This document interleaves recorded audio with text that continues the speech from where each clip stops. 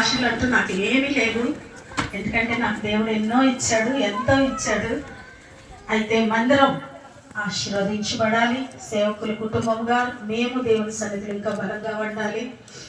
అదే రీతిగా మీరందరూ ప్రార్థన చేయమని కోరుకుంటూ, మరి నా స్త్రీలందరికీ, నన్ను అర్థం చేసుకునే నా స్త్రీలకి నిజంగా ఒక మాట చెప్పాలని ఆశపడుతున్నానండి. ఈరోజు నేను ఇక్కడ కూర్చొని నేను నిలబడి ఇలా చూస్తే చాలండి, వాళ్ళకి అర్థమైపోతుంది నేనేమనుకుంటున్నాను.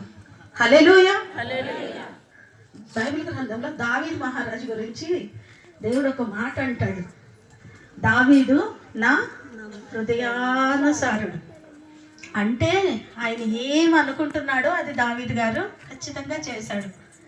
నేను కూడా ఈరోజు యథార్థంగా అసలు ఏం క్వశ్చనే లేదండి, 100% నేనేమనుకుంటున్నానో నా యవ్వన బిడ్డలు కానీ, నా స్త్రీలు కానీ, నా సంఘము అదే చేస్తుందండి. మాకు వ్యతిరేకంగా ఏది కూడా జరగట్లేదు. దేవుని చిత్తంలో ఈ సంఘం యథార్థంగా ముందుకు వెళ్తుంది. దాన్ని బట్టి దేవుని వందనాలు చెల్లిద్దాం.